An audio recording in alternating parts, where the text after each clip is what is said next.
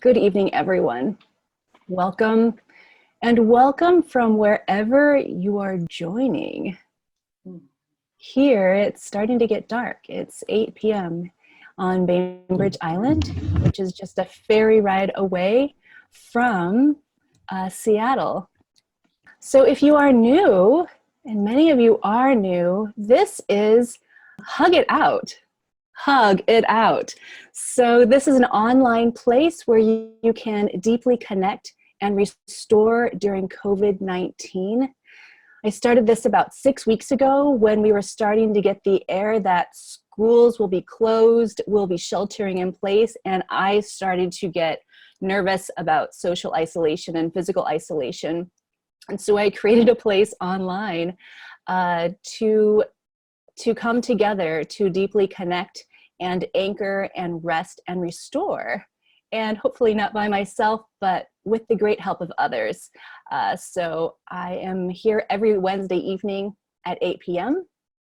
and joined by healers and therapists who generously gift their time to share their message with us.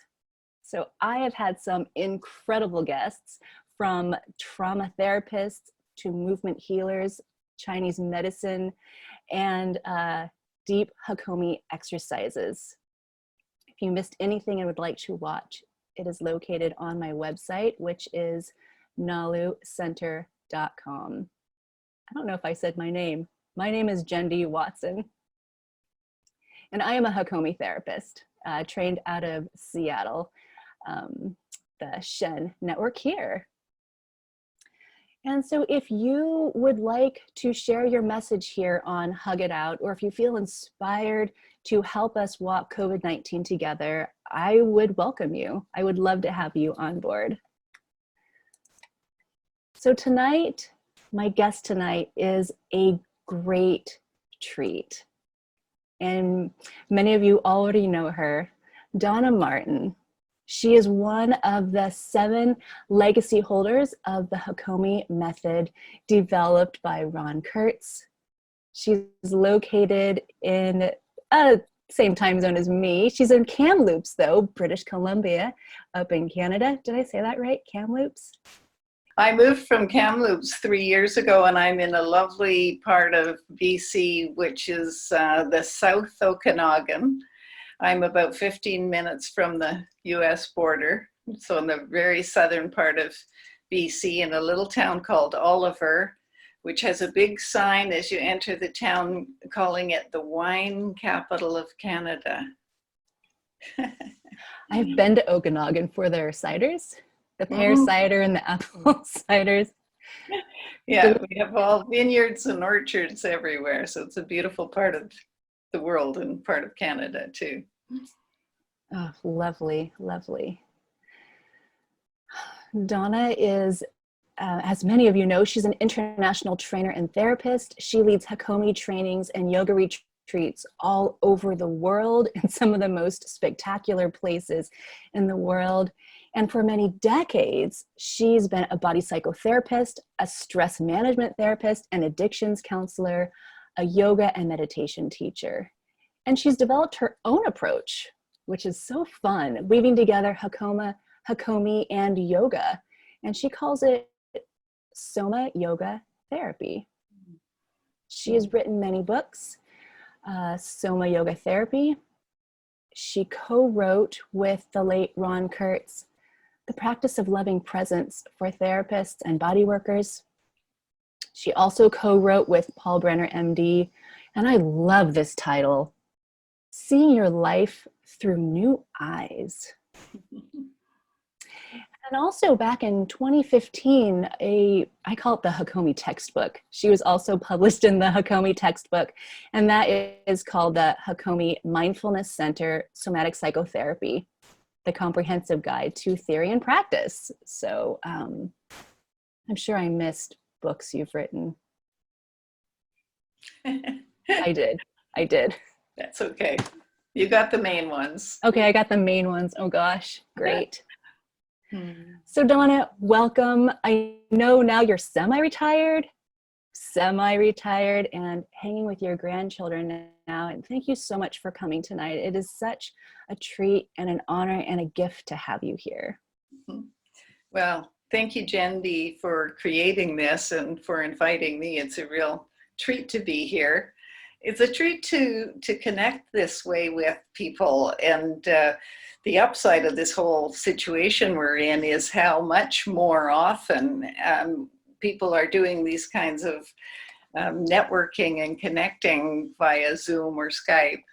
And thank goodness we have the technology to do that and stay connected. So, I mean, and look at this, we could never meet, you know, it would be very rare for us to meet with so many people from so many different parts of the world all in one room. But here we are. It's like we're all together. So I love it. Thank you. Yeah. I know many of us do come from the Hakomi community and many do not. And so, Donna, I'm curious if you'd be willing to share the practice of Hakomi, rough overview. in 10 words or less. Yeah, 10 words or less. Well, today, you know, the last 2 weeks, actually, I've been revising my trainer manual. And so, which, you know, is a way to help Hakomi trainers talk about and teach the method. And so there's lots of those kind of thoughts in my brain right now. I think the most concise way to describe it is what Ron Kurtz, who created the method, ended up calling it before he died. The last few years in his life, he was referring to it as mindfulness-based assisted self-discovery. And the first book about it, which was written in the early 80s, was called Body-Centered Psychotherapy. And it does fall into that category of psychotherapy, but it goes so much more beyond that. And unlike what many people might think of as a psychotherapy kind of method, this is one that actually approaches the whole healing context as a journey of self-discovery. And what we mean by that is discovering the habits and beliefs and ideas that are organizing our experience. And so we want to be with someone or with others in a way that allows them to feel safe enough to really take a look inside. It requires a real willingness and a kind of courage to recognize that we have a part in creating the experiences we're having. So it's not a method that would work for somebody who is looking for something to blame for how they feel. But when people realize, okay, I'm having an experience, and what am I doing that's part of it? And what can I do differently? And so this is a method that allows us to assist someone to become aware of something that's probably been outside of consciousnness, but is a significant contribution to creating the experiences they're having, and especially the ones that are stressful or cause unnecessary suffering. And we bring these into consciousness in a very simple and gentle way, using little experiments in mindfulness. And an example of that would be if I notice that somebody has a particular habit of, for example, maybe listening to me with their head turned a little bit. I think of that as potentially an indicator of something significant for them, something characteristic about them. And I'm not going to guess exactly what it is as much as I'm going to guess that it might be meaningful. So I might bring that to somebody's attention and maybe have them experiment with doing it a little more, or doing it differently, or doing it on the other side. And amazingly, people will make a discovery. And it's because of not only the experiment, but the fact that we invite a certain state of mind called mindfulness just for a few moments, so that somebody is very quietly sensitive to even subtle aspects of what happens, what reactions might happen. And they make discoveries that not only help them understand something about why they're having the experience they're having, but the experiments are also an invitation to explore other possibilities.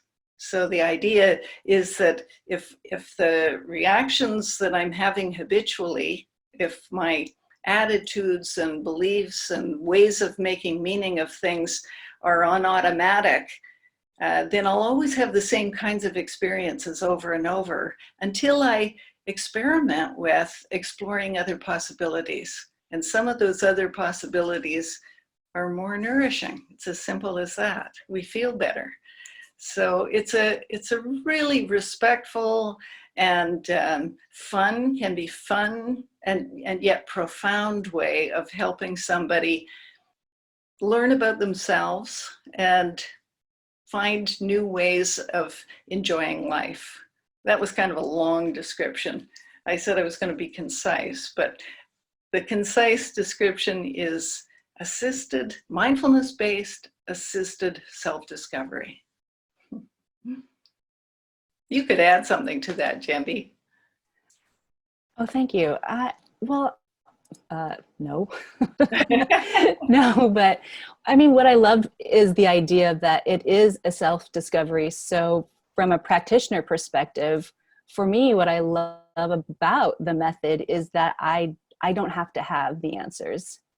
Right. I don't have to know really anything about their experience. All I need to know is how to bring them into a place of awareness or mindfulness and track, are they able to stay with that? And what comes forward within that is always way better than anything I could ever say or even imagine, by them really paying attention to themselves. So that idea of the assisted self-discovery is a relief from this side of being a therapist, but also fun from the receiving side. What is going to happen?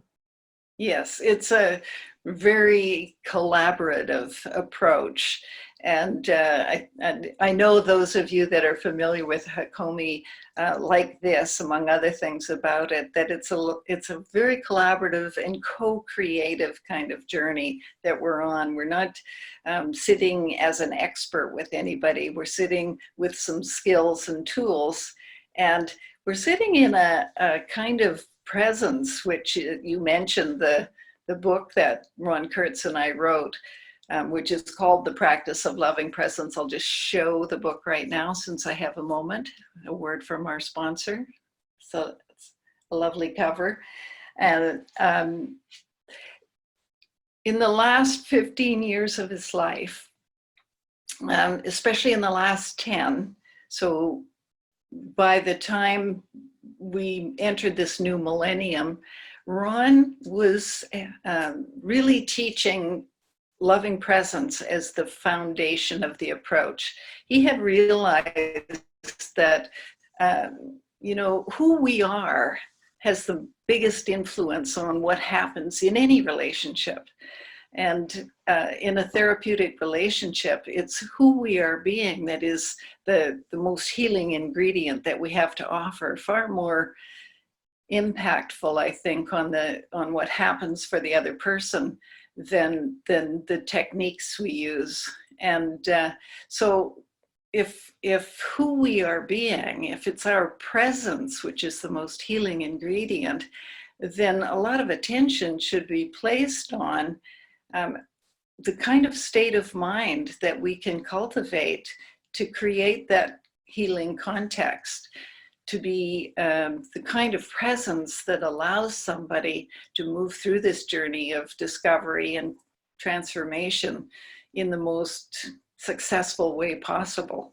And so he coined the phrase loving presence, which we'll talk about a little bit and do a little bit of practice with. And the method really rests on the understanding that the relationship is key, and the most important ingredient that we have any control over, any one of us, is our own state of mind and how much that influences the relationship. So we'll talk a little bit about that, loving presence as the foundation of the method, but it's also the foundation really of any successful or healing relationship. Any personal relationship, any kind of professional relationship is altered when we can bring ourselves to it in this particular state of mind. Yeah, I see that. And one thing, like when you speak, anytime you're speaking, Donna, your eyes have this twinkle about them. And it makes me want to ask, what's going on back there? Like, what is going on behind the curtain? You know, you're just like twinkly and just, you know, magnifying this you're radiating this love, this light, but it's all the time. So I'm curious, like, what are you doing? It's all done with lights. It's all done with lights. Yeah.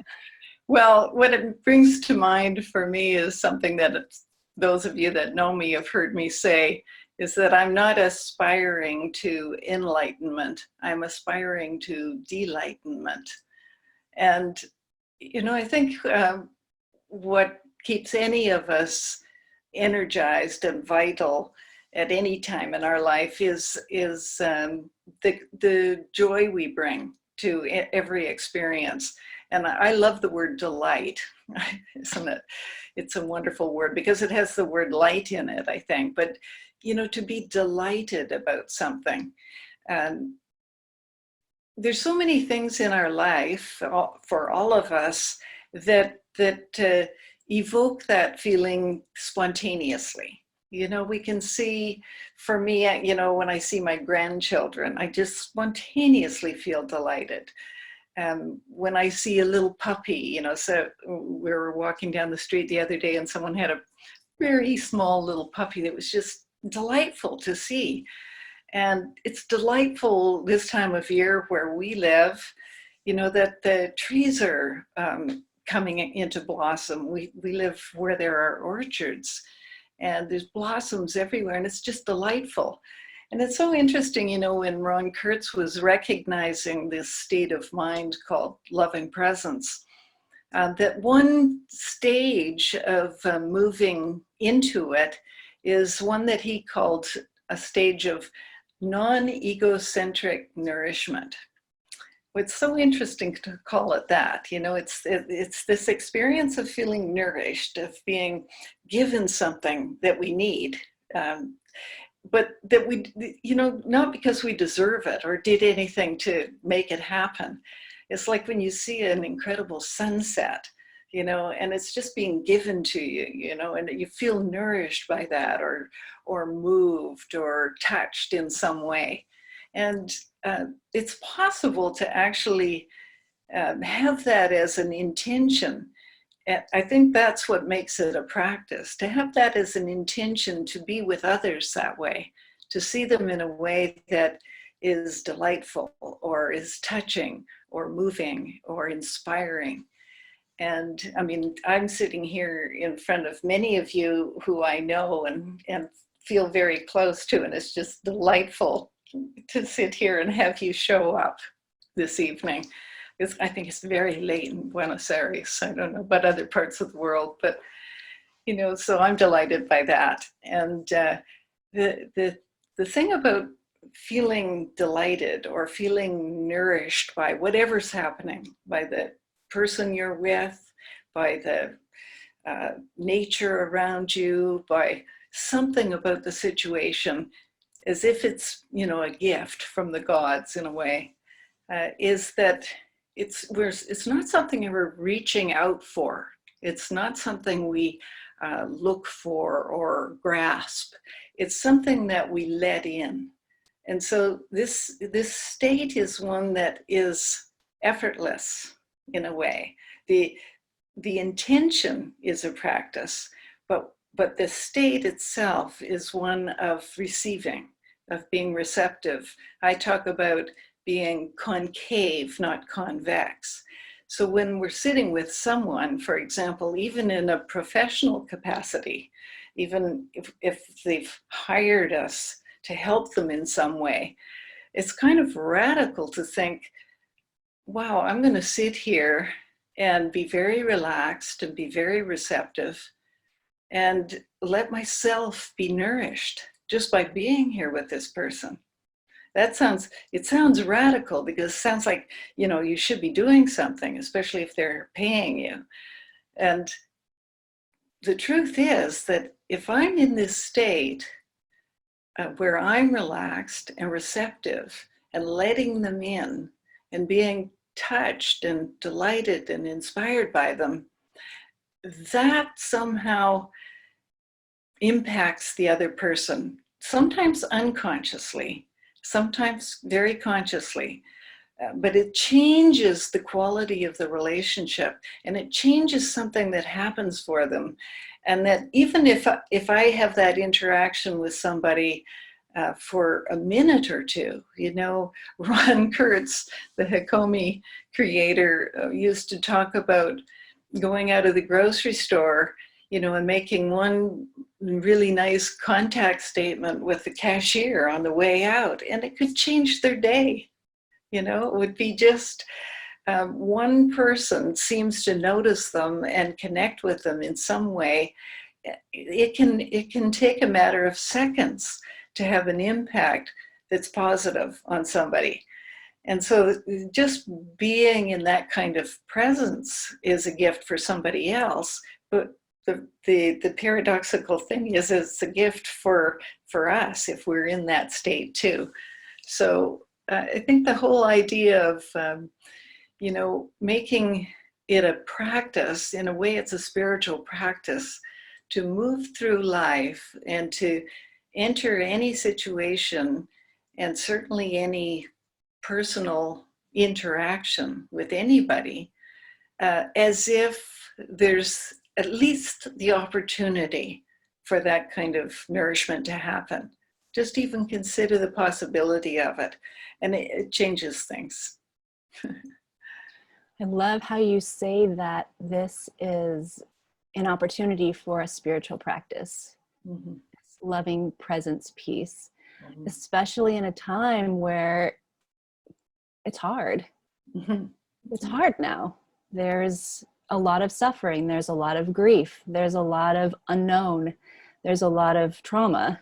Mm-hmm. And so, how can you say more about how to cultivate that as a spiritual practice? I would love to know. Mm-hmm. Yeah, I think it can be misunderstood, the idea of loving presence, or this practice of actually intentionally looking for what the gift is in any moment.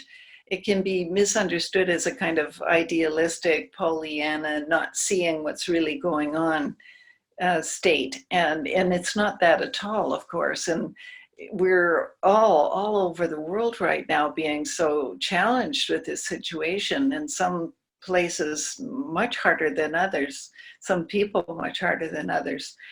And so whatever we've practiced, whatever our habits are going to click in. And we talk sometimes about the difference between a reaction to a situation or to a person and a response. In English, I like these two words to differentiate between what happens when we're on automatic and letting our habits run us. And it's really important to realize that our habits don't go away, and our habits aren't intrinsically bad. Most of them, they're cultivated over years for many of us, as a way of reacting to or dealing with life. And the only problem with habits is that when they're on automatic, they click into action, whether they're appropriate for the moment or not. So a response is when I interrupt the habitual action or even the impulse to react. And I really wake up to what's happening in this moment. And I have a little bit of a gap between the impulse to react and the opportunity to see, well, what's really called for in this situation. You know, I was talking with Ron Kurtz about this one day near the end of his life, and he said he liked the phrase, paying attention to the difference between what's called up and what's called for. And I think what's called up is what's triggered in us. What's the impulse? What's the reaction? And it's usually a habit. And then being able to recognize something that's coming up before we actually act it out and wake up to the moment and really consider the possibility that what's called up is not what's called for. It's not what really is needed, what really would help the situation. And sometimes habits click into gear, for many of us, for all of us, before we've interrupted them. I think this state of mind we call mindfulness, which we use in Hakomi, and the way we work with people to invite them to pay attention, even for a few seconds, to what's happening for them in this present moment. That anything you work on, any beliefs that they actually explore or change, or any of the life traumas that they work through or anything, nothing is as important, I'm going to say right out, as the fact that they may go away with more habit of simply noticing themselves and being able to pay attention to what's going on inside them before they act it out. It's life-changing to do that. We can't always do it, and habits don't disappear. We don't get rid of habits, but we can cultivate new habits. And this habit of actually paying attention to my embodied experience in any moment, like what's going on for me right now. And there'll be something in our mind, in our thoughts, but there'll also be something embodied that goes with it when there's a reaction. And actually noticing it and turning attention to it and paying the kind of attention to it that lets us understand it a little bit, and then consider other possibilities. Then we move from being habitual and reactive to having some choice. And that choice, I always say, another really concise way of describing Hakomi is that it's bringing what was unconscious into consciousness. It's bringing something old that's habitual and outside of conscious awareness into conscious awareness. And it's only when it's conscious that we have any choice. And when we have choice and we choose to respond instead of react, that's freedom. So it's consciousness brings choice, and choice brings freedom.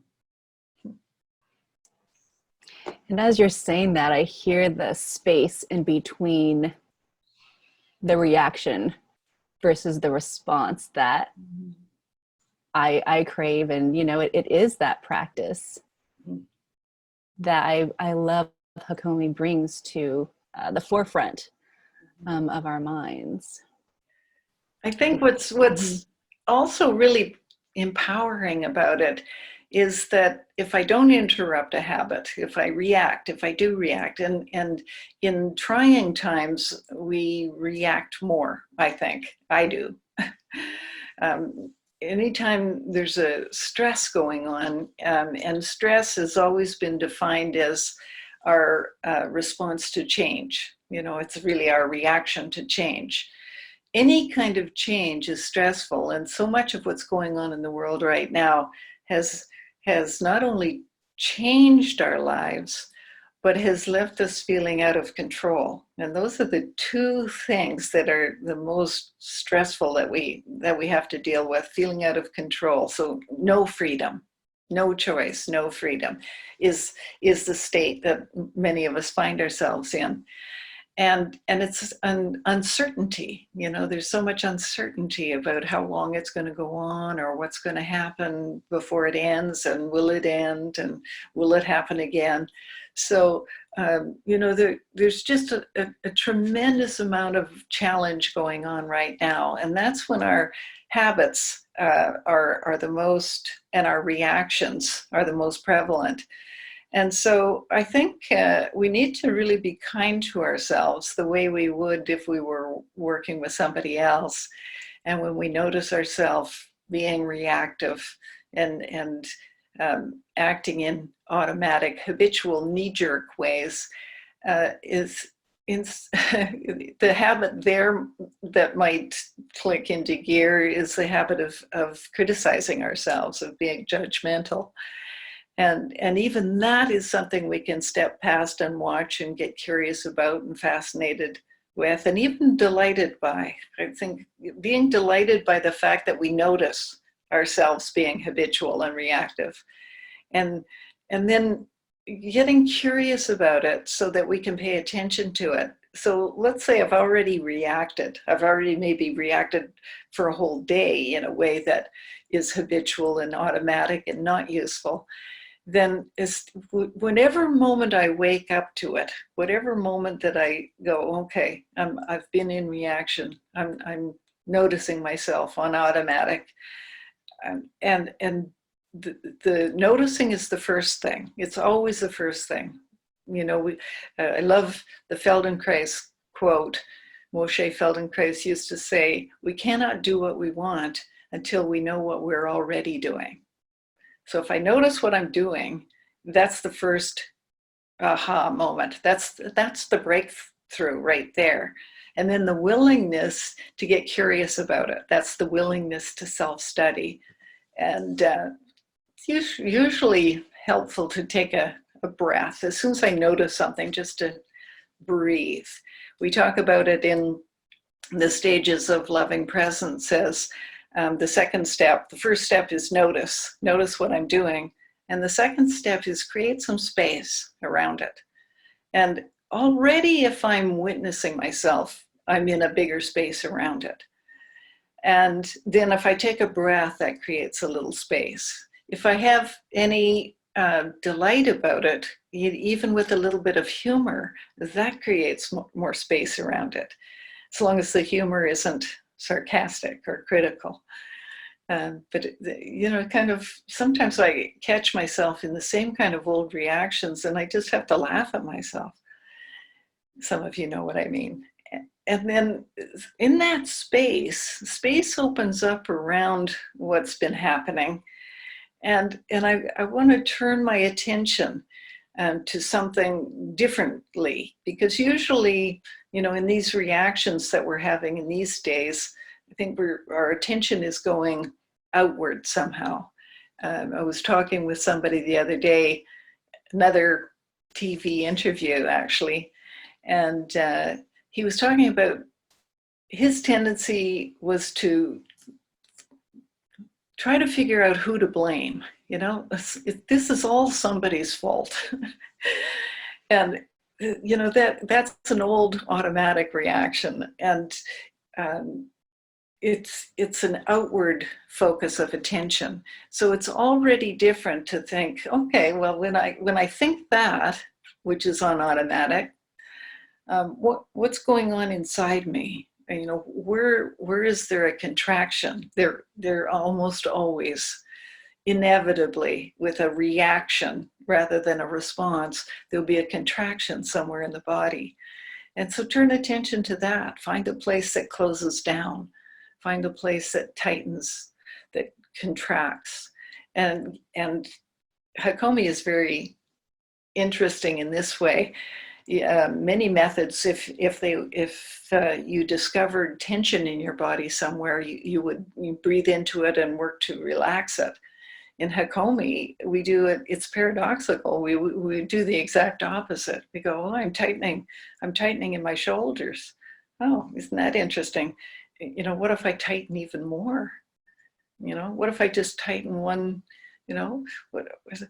So we're studying what it is we're noticing we're doing. We're not trying to get rid of it. We're not trying to change it. We know that when more of it comes into consciousness, something will change by itself. But before I have enough conscious awareness of it, it's not ready to change. And then it won't change forever either. The practice of noticing that if my habit is to go into a blaming mode, whose fault is this anyway? You know, maybe it's a jaw tension that starts to happen. And I might notice the thought first, or I might notice the jaw tension first, or I might notice a tightness in my solar plexus first. But whatever I notice first is part of a whole pattern. And as soon as I turn my attention back to some part of that pattern and get curious about it, fascinated with it, and experimental with it, and pay attention to it, and play with it a little bit, something is already going to change. I've set the stage for some change to occur. I see some nodding going on there. I should. Well, I was just going to say it's so opposite from, what our culturally, we do with these judgmental or critical parts of ourselves. It's, get rid of it. Yeah. But you're saying turn toward it and get curious. Yes. Yeah. And that idea is a big, for a lot of people, like, no, because then it's going to get bigger. And then it'll take over me, or whatever the story is about turning toward a part of me that's critical or judgmental. Can you share a little bit about that?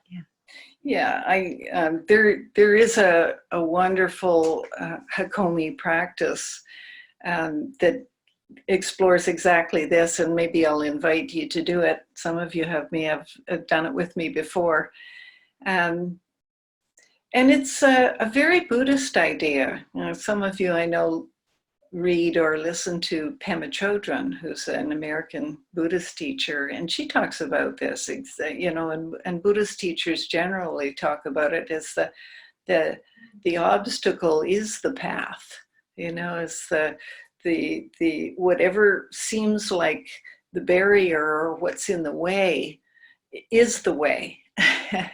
And the practice, let me invite you all into it right now. It can be done very briefly as a demonstration, and then I really would invite you to play with it a little bit longer later. Would you like to do that now?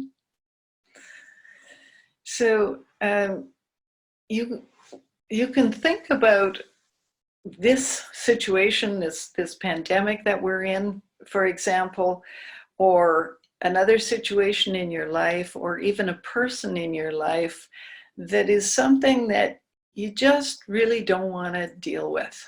You know that your tendency is to prefer to avoid it, to turn away from it.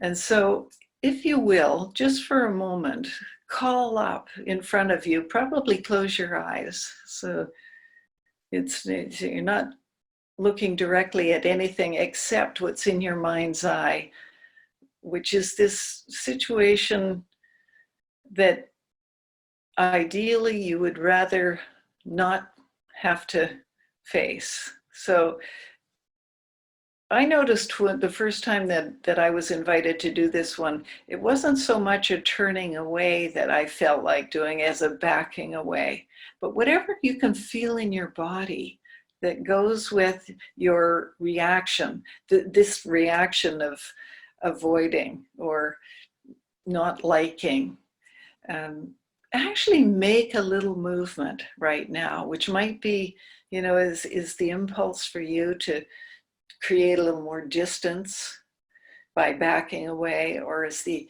impulse to turn in which direction would it be? It very slowly, mindfully make a very small movement, actually do an embodied version of the turning away from the situation, and watch what else, observe what else happens for you. You might feel just more sensations in the body than you were aware of before, or you might get in touch with an emotional tone that goes with it. Or you might have a sense of it turning away. Are you turning away from something and turning towards something else? Or is it just about turning away or backing away? And just very slowly and subtly, in a way, making that body movement that's symbolic of that, and studying what happens. And then invite yourself to turn back as if to face or to move toward the situation, whatever it was you were thinking of that you were turning away from. What if you really have the intention now to slowly, gently, but intentionally turn back to face it? And, having that situation, or if it was a person or whatever it was that you had in mind, and feel what else goes on bodily, or what thoughts show up, or what changes, if anything changes in the emotional tone, or if something happens that's a bit of a surprise in terms of an image or a thought. And just when you're as far back as you can bring yourself, as if to sit more or stand more face to face. How do you stand in relation to this when you have decided to face it?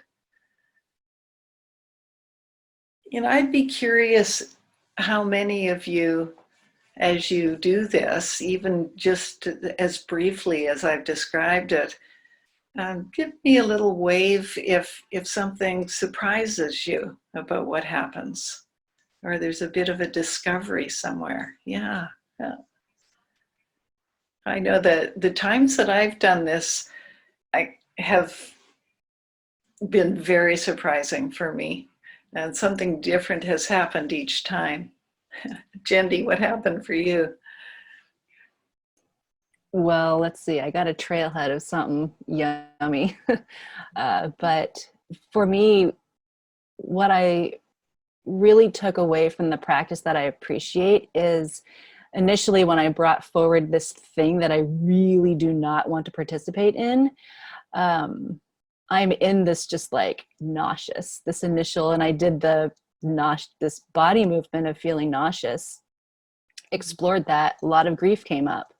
And then as I turned away and then came back, I was able to zoom out and see it's kind of like set up this way in me, this situation that I don't want to deal with. And then there's me.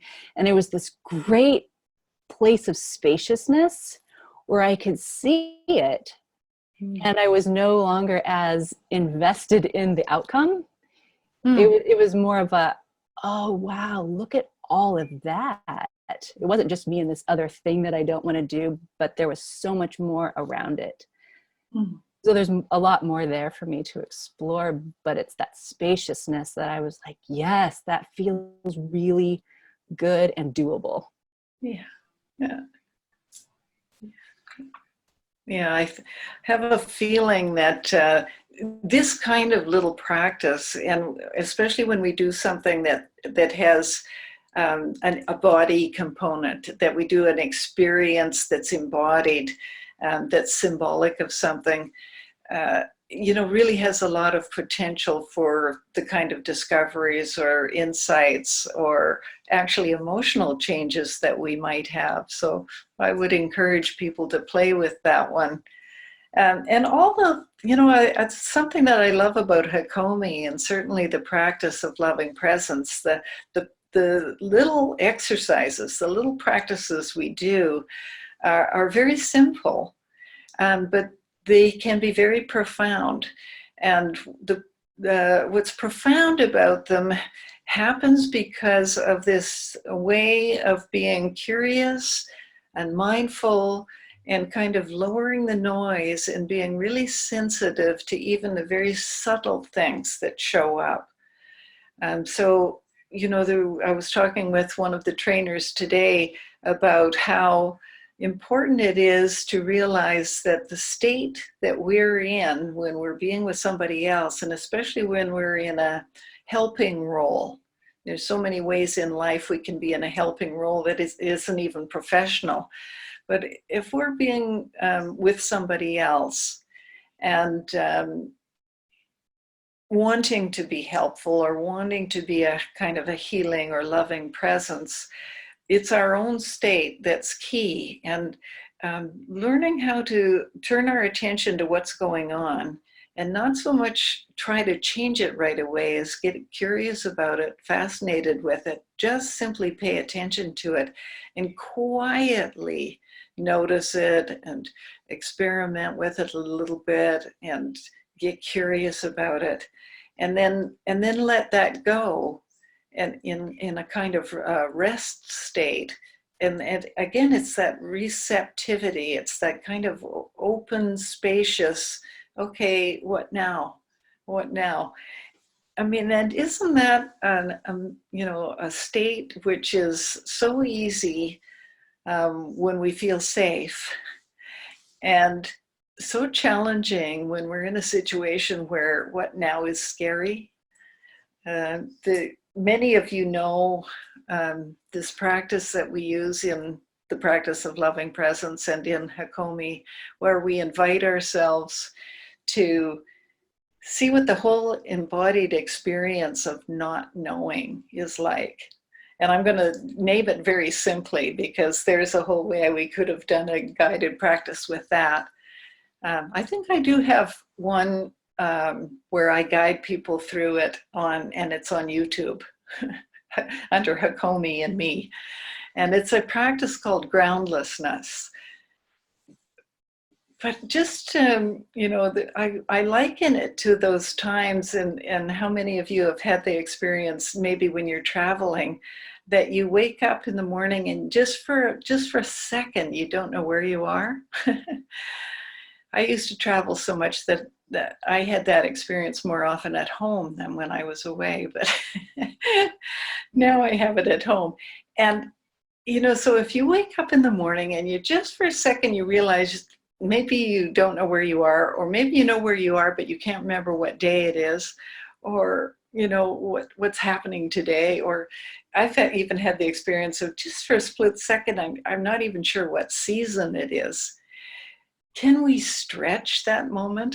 What if we got really curious about that? I'm going to plant the seed that the next time you go to sleep and then wake up, that just for a moment you'll have a little bit of that I don't know state of mind. And what if you welcome it? What if you explore and even stretch the moment? You could just open your eyes and you'd know where you are, or think about it for a moment, you'd remember what day it is. What if you just fend off the knowing and hang out for a split second longer in this not knowing space? Because yes, it feels groundless. Yes, it feels even scary. And we're totally in this not knowing state in the world right now. But there's also tremendous spaciousness in there and tremendous potential. As soon as we know, we collapse the possibilities. And when we can open to, I could call it mystery, the way, the state of not knowing that's kind of mystical, mystery. There's tremendous spaciousness and freedom possibly there. And it's a practice that I think we need right now. So it will give us a taste of the possibility of a little gem or pearl hidden in all of the pain and suffering, which is there too. It's not that it's not there, but let's keep a balance in our own lives by searching sometimes It has to be a search for what's the gift. I think that sounds like another fabulous practice for this time. Mm-hmm. Yeah. I want to share briefly that the loving presence exercise, I was so thankful for it. About a year ago, my dad died. And he was in a place where he didn't die beautifully. It was not pretty, but I was able to be there with him in hospice. And I was so thankful for the loving presence practice where I knew how to do it. I knew how to be and sit in the unknown for that moment. And it was one of the most nourishing experiences I've ever had during one of the most profound sadness times, like profound grief and pain that I've ever had. It was this both for me, but I kept coming back to my gratitude for the Hakomi practices of being able to be with another at a soul to soul level, because he wasn't able to speak at that time. It was just soul to soul. And it was, the twinkling Donna Martin eyes that I was able to give him and he was able to give me. And it was so profound for me. Yeah. And I kept coming back to how thankful, of having the Hakomi practice. Yeah. And still am a huge student and, learning constantly. Mm-hmm. Yeah, it's those really key moments in life when anything we've practiced really comes through for us. Donna, I could have you for another hour. So this time, I don't know where it has gone. Thank you so much. Thank you so much for joining us and sharing with us all about loving presence and sharing of yourself with us. It's been totally my pleasure. It feels strange to do most of the talking and not hear from everybody and not have a chance to do that kind of sharing. But I feel your presence, everybody who's here. I'm so happy that you showed up for this, and I know you show up for others in an amazing way. So I think, we are one by one changing the world. Thank you. I know we have a few more minutes. Do you want to invite any other voices in? Sure. Yeah. I will let you lead that. Is that okay? Okay. Mark, did you want to say anything other than on the chat? Sure. I just can say what I said on the chat. This was, I just want to say thank you. This was so nourishing and such a reminder. I mean, I feel like it's so easy to contract, and in this time especially, and to be reminded of the vast place that we can expand into, which is what I felt tonight, that there's this vast space that can hold all of us. And my sense of that's love.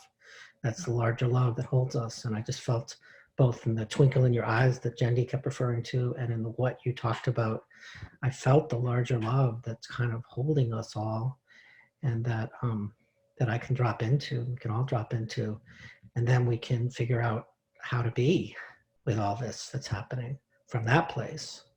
So I just want to thank you for the way you articulate that and the way you remind me and probably others, and the gift of that in this time of easy contraction. So thank you. Yeah.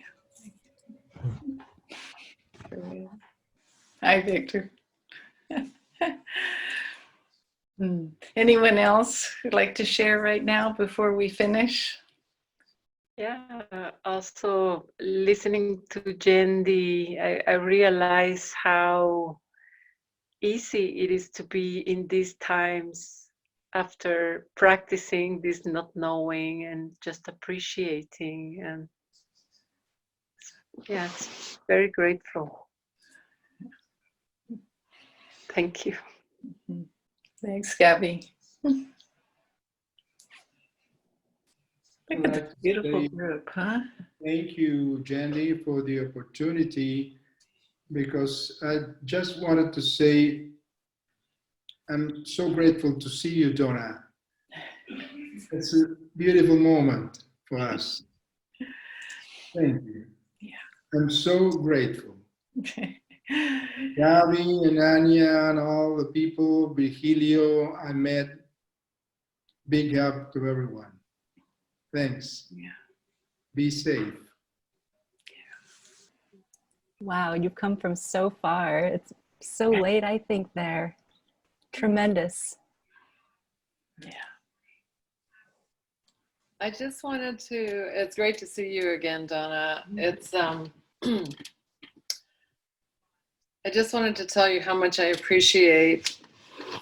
I've been going through these session after session online with clients where they're struggling so much, and it's harder. I feel like sometimes it's harder to really be in loving presence on the screen in the same way as I can in person. And what you did tonight was a beautiful reminder. I mean, I try so hard to exude what I can through my eyes, but I wear glasses now. And so it's kind of changed that for me. So just the essence of loving presence that came through you tonight, and then that opening of the not knowing, the reminder of the not knowing, because people are starting to dive into that now with the recent announcement that we could be doing this distancing for who knows how long. It could be well over a year. And this was just a real gift. And I just want to thank you because it's opened me in a big way. And I look forward to kind of spreading the love tomorrow. Yes. It's the good news about it is that it's even more contagious than COVID. Yeah, there you go. Yeah, you know, remember that more than anything else, we're energy, and there's no geographical distance. If I'm tuning in to you, I'm attuned. If we tune into each other, it doesn't matter how much distance there is between us, because our energy fields will overlap, and we feel each other, and we can take in each other's spirit and essence and the inspiration of each other, even just by thinking about each other. It's lovely to be able to see the visual image, but there's no it's not about distance, you know. So social distancing is the wrong term. I think they're realizing that, and they're calling it physical distancing, and it isn't. But it isn't energetic distancing. There's no need for that. And so, you know, open your energy field and with your heart. Open your heart, and people will feel it. The people you're with will feel it.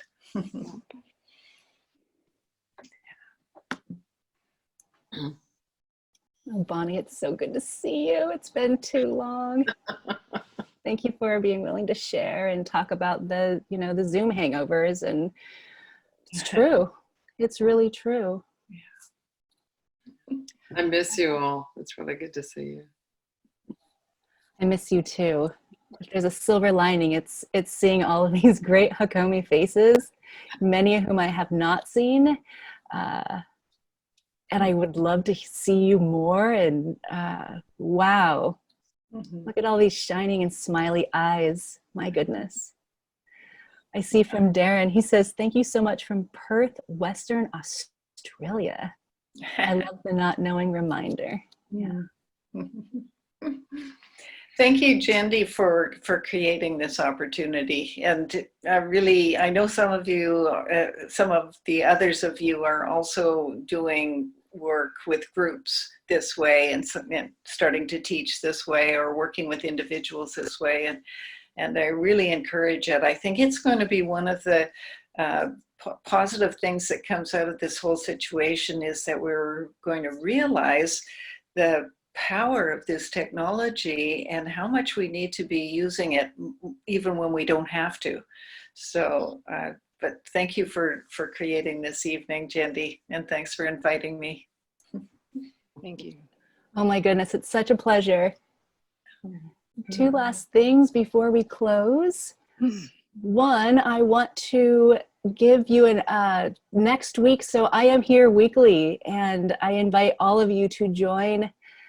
Next week, we have a local, to me anyway, Bainbridge Island Chinese acupuncturist, herbalist. But one of the things I love about her is she went to psychic college.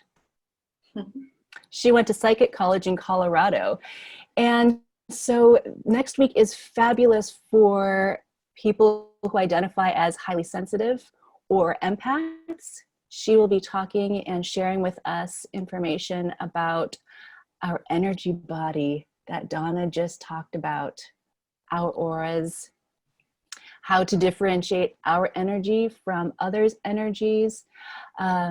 So we are in for a big treat if you are into energetic bodies and auras and that type of thing. So I'm excited to have Anna next week.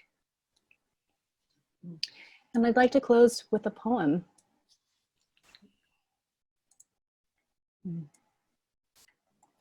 This feels very Hakomi. Yes, it does. How to Open Your Heart by Jeff Foster. Do not try to open your heart. That would be a subtle movement of aggression towards your immediate embodied experience. Never tell a closed heart it must be more open.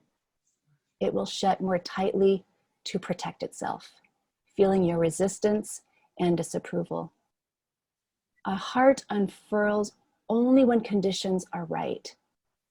Your demand for openness invites closure. This is the supreme intelligence of the heart. Instead, bow to the heart in its current state. If it's closed, let it be closed. Sanctify the closure. Make it safe, safe even to feel unsafe. Trust that when the heart is ready, and not a moment before, it will open, like a flower in the warmth of the sun. There is no rush for the heart.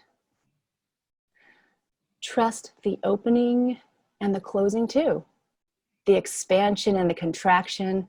This is the heart's way of breathing.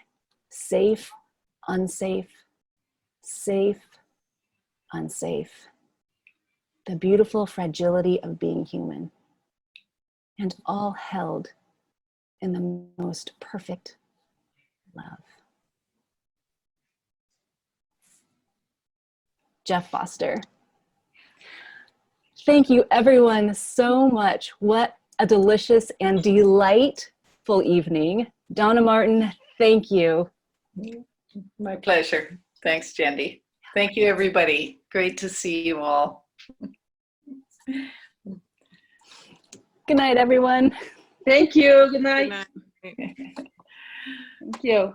Ciao, everybody.